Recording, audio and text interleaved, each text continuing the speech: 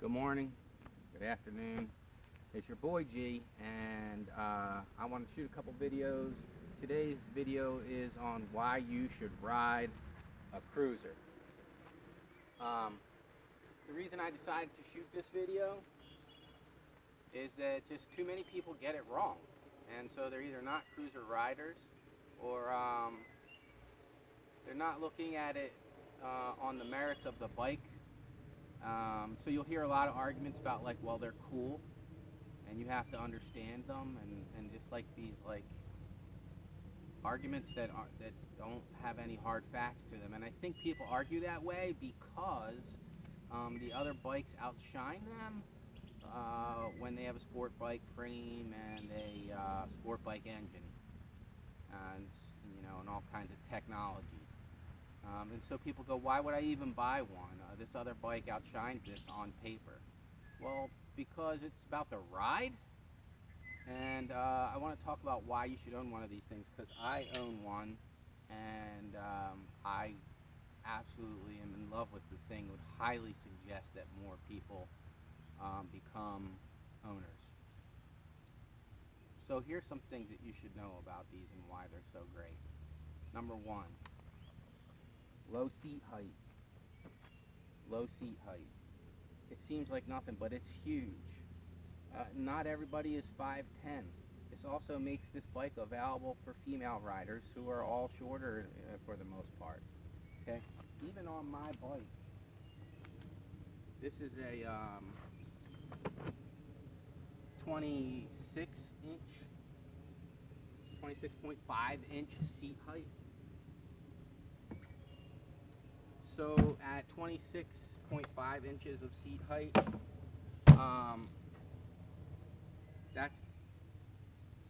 that's about average for a cruiser. You'll find them in the 27.5 range as well, but Harley has plenty in the 25.5 range. I'm 5'6", and I can get my leg over, right? So that is huge, especially if you're just starting out. You're getting a smaller cruiser, and you're intimidated by the size of these things. All right, now you're going to struggle here. Pull them up. You're going to struggle a little, but you'll get used to that. And the other thing is, because they're up nice and high, they're going to be staying still for you. You know, if you're short and they're just all the way up to your crotch, they're going to be staying still for you. But you're not up on your tippy toes, like wondering if this thing is going to fall over. All right, the seat height on cruisers makes them ideal for all riders. The next thing I want to talk about. Part of the appeal of cruisers aesthetically is they're clean. There are holes in them. You know, I was watching a Jay Leno episode once where he said, like, I don't want to ride any motorcycle that doesn't have holes going through it. And the reason is because the thing becomes a sail. And, why do you want to be getting blown all over the highway? So, is that true? Absolutely, that is true. I have been a Hayabusa owner. I have another bike to my left, your right, that is absolutely a sail. This, even on windy days, doesn't start to get bothered by the wind until about 78 miles per hour, 78, 79 miles per hour. It's because wind goes through it everywhere. So when you get hit from the side, or you're driving a long stretch where there's a heavy wind on one side of you, it's not a problem because the wind actually can get through it. I was on my Hayabusa once where I got pushed about a quarter of an inch toward a truck that was on my right, and boy was that an experience. My Suzuki V-Strom, that's probably the biggest complaint I would have with a V-Strom, is that if it's a windy day, you just don't even, just take your car. This, you're not going to have that problem. All right. Another reason, not only are they low, they're long. All right.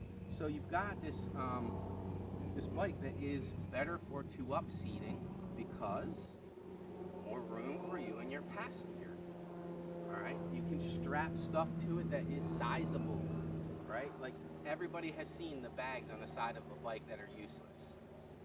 With an average cruiser, you can put bags on it that will actually hold more than a gallon of milk. All right.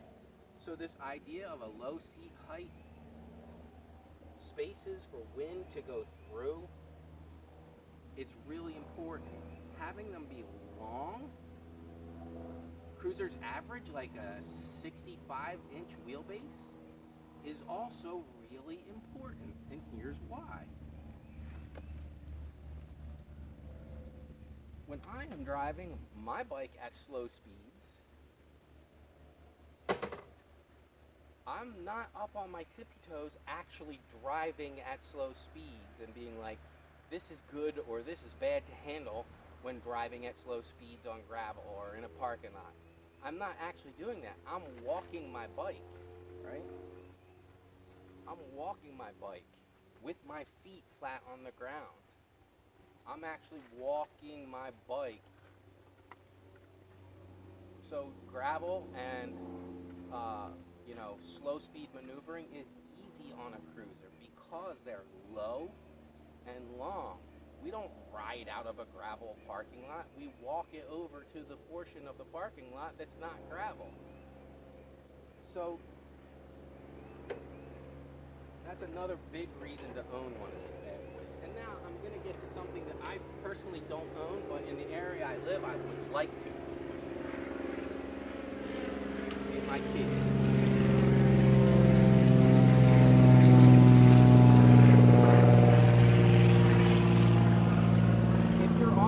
It doesn't matter if you're on an Indian, a Harley, or a Triumph, some kind of cruiser. But the air-cooled cruisers, particularly Harleys, V-twin, but air-cooled cruisers in general are normally running a twin. Typically, it's a V-twin, and they are phenomenally easy to operate when it comes to the clutch, the engagement, and where you are in gears. Meaning, you can kind of mess it up and not worry about it. So, if I'm supposed to be in third, but I'm accidentally in sixth, the bike will pull you up from third into sixth. It won't stall out on you.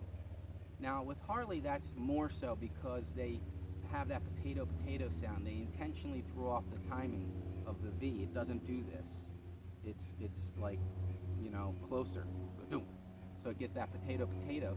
So they put a counterbalancer on the flywheel to try and make up the difference for that. So what happens is that thing is spinning and has this forward momentum going. Now, what happens is it does something that cruiser riders call chugging. When you're in the wrong gear, you're supposed to be in third, but you're, about to go into sixth, the flywheel still has momentum, a ton of it, because there's a weight on it, all right? And that is what's helping continue to propel it up into fourth for you without it stalling out on you. I like having my radiator, but man, it really is the quintessential experience to have a cruiser and you're doing all four limbs, right? You're doing this, or heel shifting, all four limbs, but it's easy. The average schmo should be able to do it. You're not worrying about can you maneuver in parking lots. You're not worrying about getting blown sideways on the highway.